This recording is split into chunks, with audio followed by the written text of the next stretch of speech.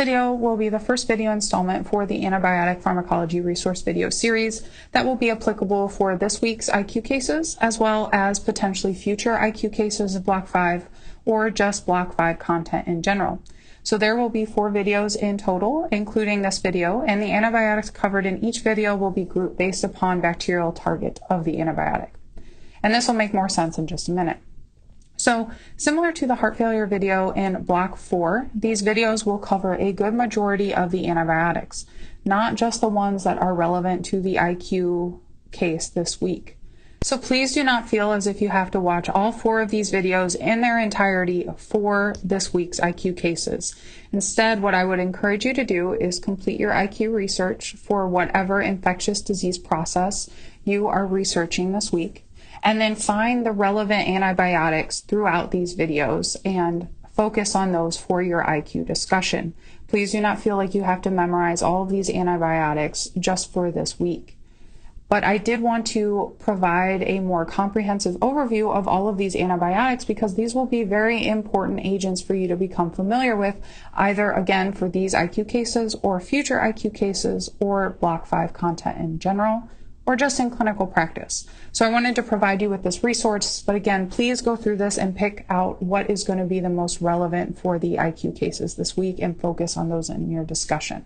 And then later on in the block, or even later after the block, if you come across an antibiotic that wasn't necessarily covered in this week's IQ cases or even any of the future IQ cases, then you can come back to these videos and find that particular class or agent and familiarize yourself with those. So this will be a resource for now as well as later. And keeping that in mind, I've structured the videos so that it is very easy for you to find the agent that you are looking for. So you don't have to go through and rewatch the entire video to find the information you need. So now that I have provided that sort of disclaimer and how to guide you through these videos, I want to start off this video with a brief antibiotic bootcamp similar to what we covered in the Block 4 antibiotic intro video. So in this schematic, we have depicted a simple representation of a gram-negative pathogen with that outer membrane, cell wall, inner membrane sandwich, as well as a gram-positive pathogen with that thicker cell wall and inner membrane structure. And this will be important to recognize when we discuss antibiotic spectrum of activity. Now, if you remember, there are a lot of antibiotics out there that fall into specific antibiotic classes, which can be intimidating without some sort of system to organize all of these agents in a clinically useful way. So a good way to begin organizing antibiotics is by general bacterial cell target and mechanism of action. So now in order to get through these layers and into the bacterial cell, a lot of antibiotics have to use porins to get inside bacterial cells to reach their various targets. For example, these can be inhibitors of DNA synthesis, like the fluoroquinolones, metronidazole, and nitrofurantoin, or rifampin that targets RNA synthesis. We can also target certain metabolic enzymes, like the enzymes involved in folate metabolism with antimetabolites like Bactrim.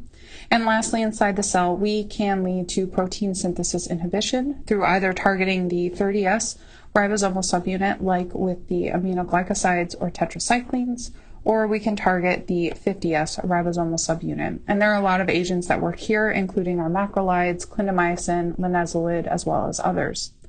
So now, in addition to these internal targets, we can also target these layers with antibiotics.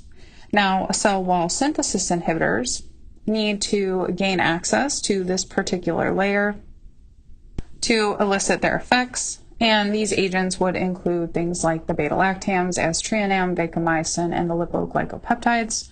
Now, the beta-lactam group includes 3 subgroups, being our penicillins, our cephalosporins, and our carbapenems, which I will abbreviate as this throughout the remainder of the video.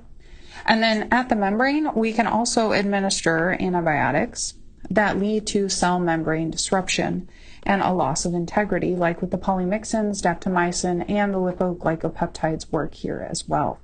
So moving on to our next slide. So this slide outlines all of the different antibiotics we're going to cover in these 4 antibiotic videos. And now with all of these agents, how is this list narrowed down to the appropriate antibiotic for a particular patient? So if you remember back to that video in Block 4, there are a number of questions that will allow you to sort of narrow down the options for empiric antibiotic therapy, which are, again, the antibiotics you start when there is a suspected bacterial infection. So questions you should be thinking about when a patient presents with a suspected infection include, so what kind of infection do they likely have, and what are the most likely pathogens responsible for that particular infection? And this question may require you to dive further into the patient's past medical history for any recent infections, any recent courses of antibiotics, or any comorbidities that place the patient at a higher risk of infection due to a particular pathogen. So once we have determined the answers to these questions, we can narrow down the antibiotic choices significantly based on the antibiotics spectrum of activity.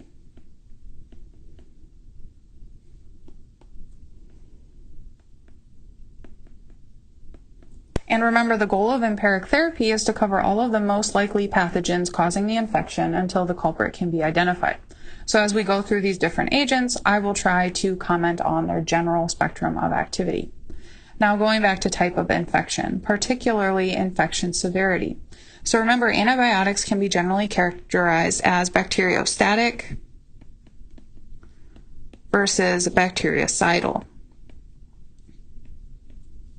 Sometimes this changes based on pathogen or antibiotic concentration, but for the most part, it's going to be one or the other. Whereas a bacteriostatic agent will prevent the growth until immune system is able to clear the infection or normal bacterial cell death occurs. Whereas a bactericidal agent will lead to direct bacterial cell death. So the more severe the infection, the more likely a bactericidal agent will be needed, like with meningitis or endocarditis, for example. Also, if a patient is immunocompromised, then a bacteriostatic agent may not be the best choice because they don't have a functioning immune system. So as we go through the different agents, categorizing them by either static or cidal is a good organization method as well. So once we have determined good antibiotic options for our potential pathogens, we can then ask a few more patient-specific questions that revolve around pharmacokinetics and dynamics to make our final empiric antibiotic regimen selection. So if we begin with pharmacokinetics, there are a number of considerations related to the ADME principles that can come into play. So for absorption, one key characteristic that I'll try and point out is if the oral bioavailability of an antibiotic is essentially equal to 1, meaning almost all of it reaches the systemic circulation, this means it's going to be really easy to switch a patient from an IV regimen inpatient to an oral or PO regimen when they need to be discharged. And this might even allow them to be discharged earlier and reduce the length of stay for the patient. So this is one real positive when we're talking about pharmacokinetics in antibiotics. So distribution comes back to the type of infection, specifically with location. So is the antibiotic going to be able to reach the site of the infection? And there are going to be particular sites that are generally difficult to achieve therapeutic concentrations for some antibiotics, like the bone and the CSF. So another important question will be, as you make your antibiotic lists, can these agents be used for osteomyelitis? Can they be used for meningitis? And these are just examples. So when it comes to metabolism and excretion, we're obviously going to care about whether or not these are going to be renally or hepatically cleared antibiotics, and are they going to require any dosing adjustments? And I will give you a hint that making a list of hepatically metabolized antibiotics is much easier to remember than the long list of renally cleared ones. And these are all going to be important pharmacokinetic characteristics you can use to organize the agents.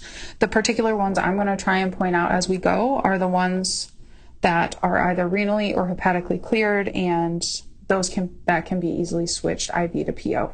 As for pharmacodynamics, the main things I'm going to try and point out as we go are whether or not the agent is a narrow therapeutic window drug, and what are the main toxicities associated with that agent. And you will see common themes of nephrotoxicity, neurotoxicity, and ototoxicity, as well as others, and I'll try and point out some of the black box warnings as well as we go. As for drug-drug interactions, this is really going to vary a lot based on the agent we are discussing, so I won't really point out too many drug-drug interactions as we go through these different antibiotics just for the sake of time.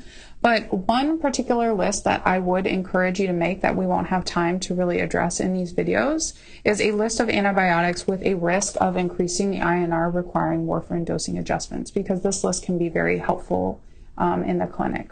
So now again, these are just some specific examples of pharmacodynamic and pharmacokinetic considerations that can be used to help narrow down empiric therapy selection, as well as help you group the different antibiotics in some sort of manageable and organized way to help you familiarize yourself with all of their important pharmacologic considerations that guide antibiotic selection.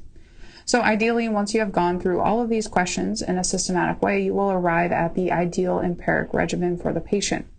And then this can be administered while you wait cultures to more definitively identify the offending pathogen. And once you've done that, then you can further narrow or adjust your regimen to the most appropriate antibiotic regimen for the patient.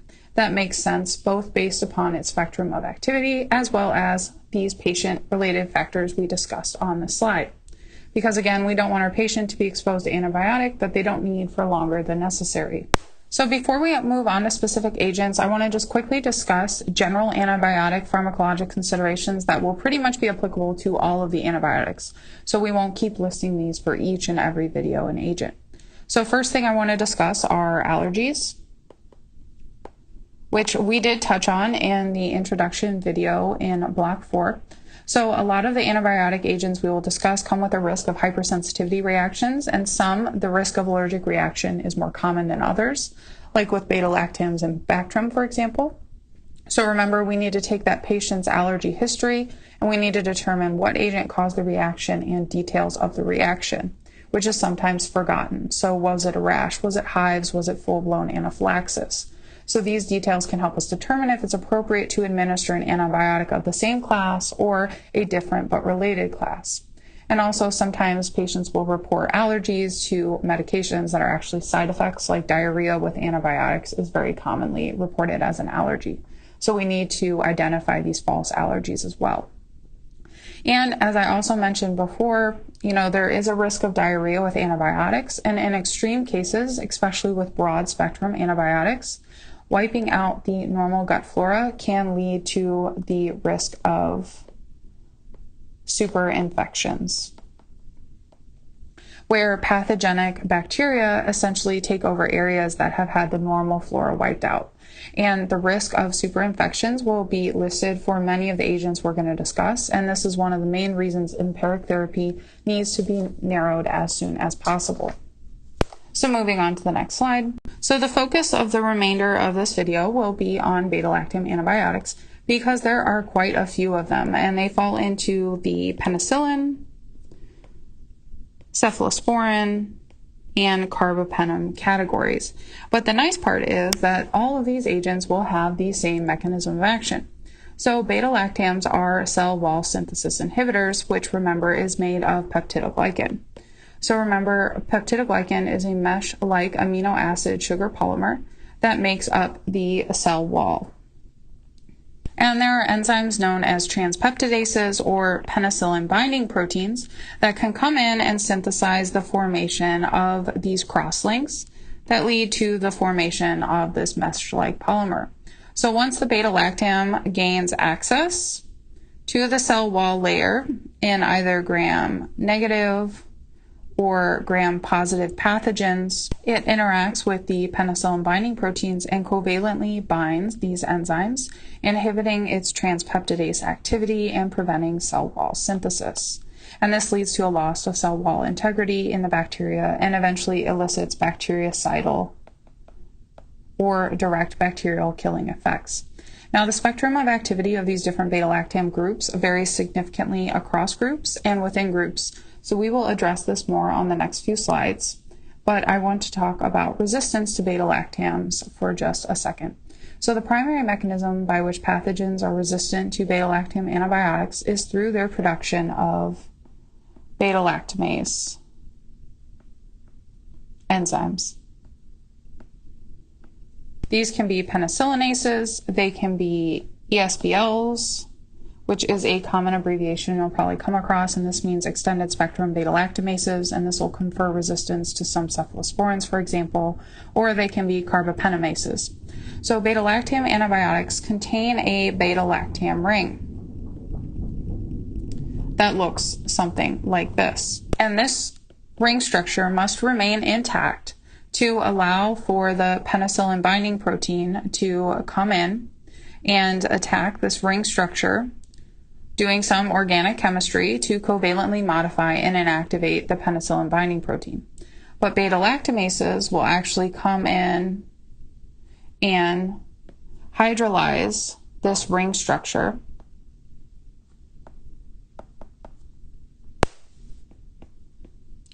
so that this antibiotic would lose any antibiotic effects. So there are other mechanisms of resistance, but this is going to be our main focus because we actually have beta-lactamase inhibitors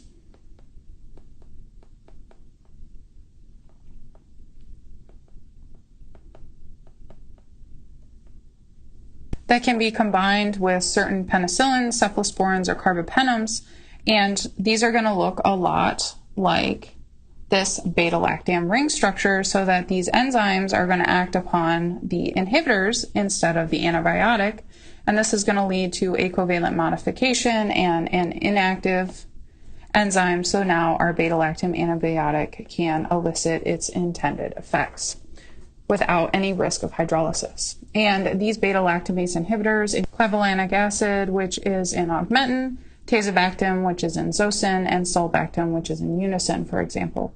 And this will extend the spectrum of activity for specific pathogens that produce these enzymes. So moving to the next slide. So before we jump into the specific beta-lactam groups, let's go over the general pharmacologic considerations that are applicable to almost all of the beta-lactams. So first, as I mentioned earlier, beta-lactam allergy is pretty common. And getting that allergy history is going to be key because, for instance, if it's a mild allergic reaction to a penicillin, then a cephalosporin is likely safe with appropriate counseling, especially if it's outpatient. But if it was full-blown anaphylaxis to the penicillin, then cephalosporins are much more risky due to similarities in their structures and cross-reactivity. And this will be something very important to keep in mind for these three groups of antibiotics. Also, most, not all, but definitely most, are renally cleared, requiring dosing adjustments. And I will try to point out the ones that are hepatically eliminated. So now let's move on to our first group of beta-lactams, being our penicillins. So the charts on the next few slides have been designed in such a way to help you start familiarizing yourself with the different kinds of penicillins, cephalosporins, and carbapenems, and organize them in such a way that you can start becoming familiar with their spectrum of activity and the minor differences between the different kinds of penicillins, for example, which we're looking at on this slide. So please don't feel as if you need to memorize this chart right now. It's just a way for you to start to see the sort of nuances between the different classes within the classes, and again, to start introducing you to the different agents.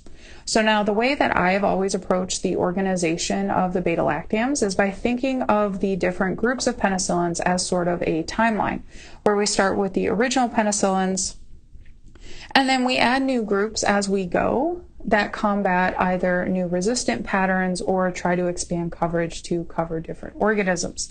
And hopefully once we go through one of these charts, this will make more sense. So we will start off with our natural penicillins like Pen-G and Pen-BK, which are not really used very much anymore, except for in a few cases of things like syphilis and gonorrhea and mouth anaerobes because of high levels of resistance. Like with penicillinases, which brings us to our next group of penicillins, which are our penicillin ACE-resistant penicillins. And these were developed for staph infections resistant to the natural penicillins like methicillin-sensitive Staph aureus or MSSA. And this group of penicillins are the ones that methicillin-resistant Staph aureus is referring to in terms of resistance. So these agents include things like nafcillin and dicloxacillin, which are usually not super common except for instances of MSSA cellulitis, for example. So now we can get into our aminopenicillins, which are much more common than the two previous groups, and these are amoxicillin and ampicillin, for example. And this group provides that same coverage that the natural penicillins do, but now we have more clinically useful aerobic gram-negative coverage, like H. flu and E. coli, for example, and some of the other pathogens. So now, if we move on to our last penicillin we'll discuss, and this is piperacillin, which is an extended spectrum penicillin that has added activity against many healthcare associated gram-negative pathogens like Pseudomonas, for example. And then beta-lactamase inhibitors can be added to a base penicillin to maintain the coverage of the base penicillin, in addition to adding activity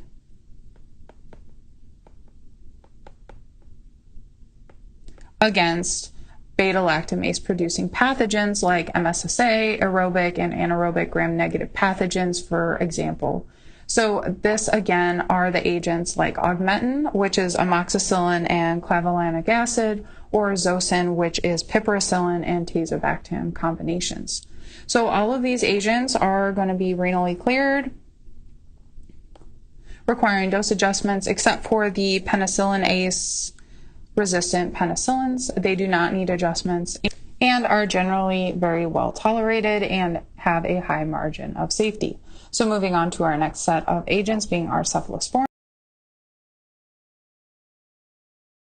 So now onto the cephalosporins, again thinking about this sort of like a timeline for spectrum of activity. And we will start off with our first generation cephalosporins. And here we're going to start off with our best gram-positive activity. And these agents will include cefazolin and cephalexin, and these provide coverage of staph and strep species and gram-positive anaerobes that aren't penicillin resistant. And these can be options for penicillin allergic patients that have had a mild reaction to penicillins in the past that need gram-positive coverage, especially for outpatient treatment. So these agents will cover a few aerobic gram-negative organisms like E. coli, but not H. flu, for example.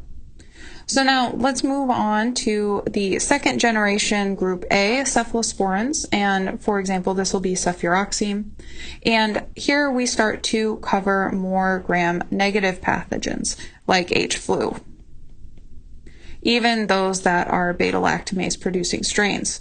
But the second generation agents aren't super common. Now the second generation group B cephalosporins, we start to sacrifice some of the aerobic gram-positive and gram-negative coverage to gain more anaerobic coverage. And this group of agents includes cefoxitin and cefotetin. However, these agents aren't super common, and this is because they are only available IV, and there are better IV options available that cover anaerobes than cefoxitin and cefotetin. And there are also some downsides to these agents. So cefoxitin use is thought to be a major inducer of ESBLs, or extended spectrum beta-lactamases, and cefotetin leads to an anticoagulant effect similar to warfarin and increases the risk of bleeding. So again, these provide anaerobic coverage, but we have better options available. So now on to our third generation oral cephalosporins like cefdinir.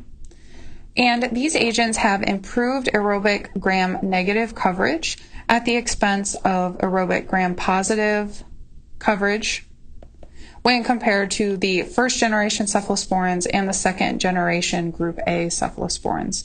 And these are commonly used for community acquired infections caused by susceptible pathogens. So now our third generation parenteral cephalosporins that we will discuss are cefotaxime and ceftriaxone. So cefotaxime has good staph, good strep coverage, great gram-negative coverage, but does not have pseudomonal coverage, and some anaerobic coverage.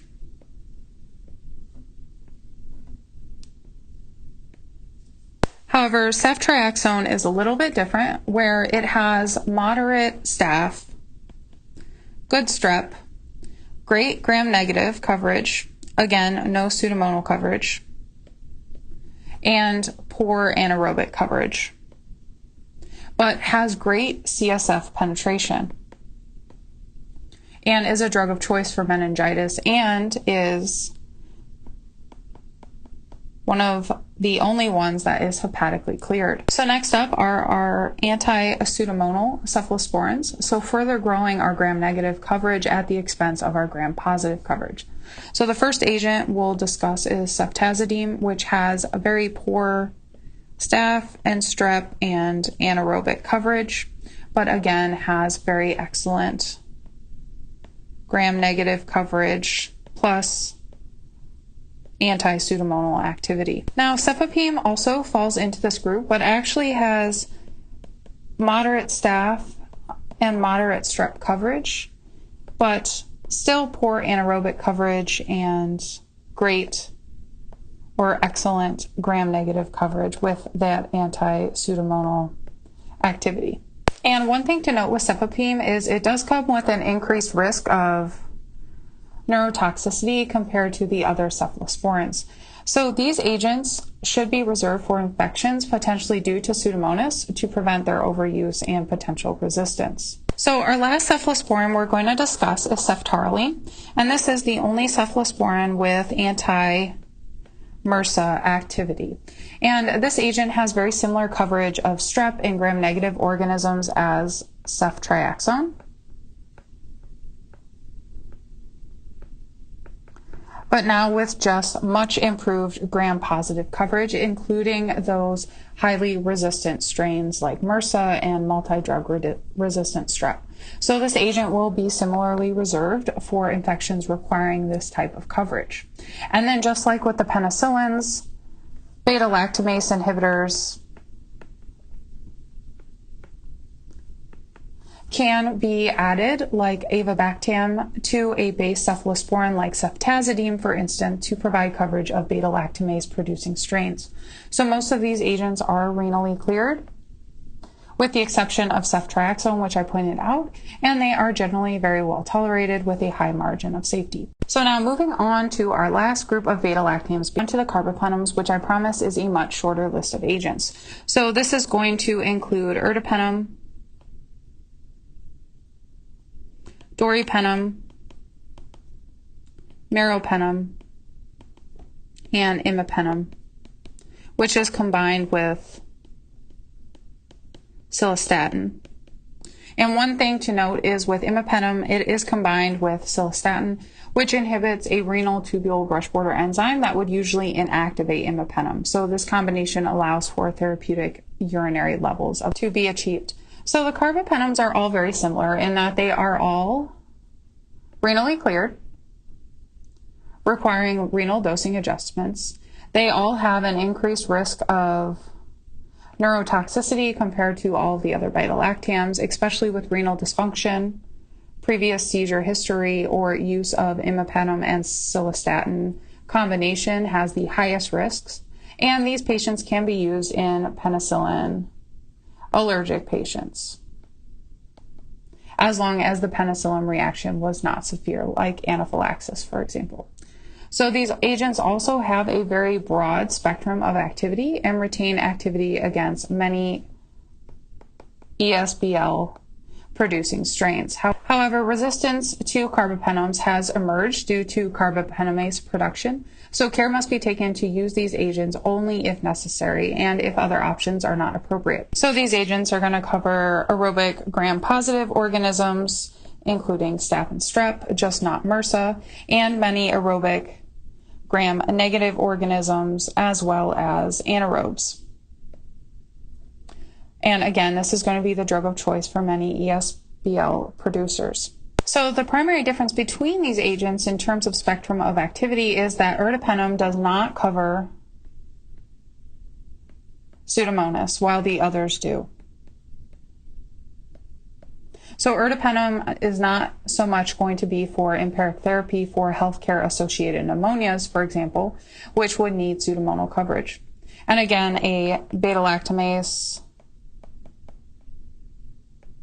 inhibitor can be added to add activity against carbapenemase producers, for example, to the spectrum of activity of the base carbapenem.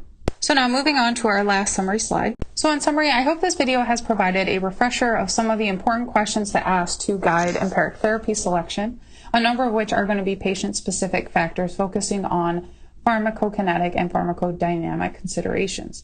We've also introduced a few new questions of considerations that can help guide antibiotic selection as well. And I hope this video has helped you tackle the complex and potentially intimidating class of antibiotics, being the beta-lactams, and provided you a way to approach the different groups and generations with regard to spectrum of activity. So again, please do not memorize those charts. So this video has also highlighted several general antibiotic considerations that you should be aware of that we won't really revisit in the future videos, but just keep those in mind, as well as some general beta-lactam considerations and a few agent-specific considerations as well. And again, I would encourage you to start categorizing all these antibiotics and start making lists as you go through these 4 antibiotic videos, and start making sort of useful lists of antibiotics that you can use in clinical practice.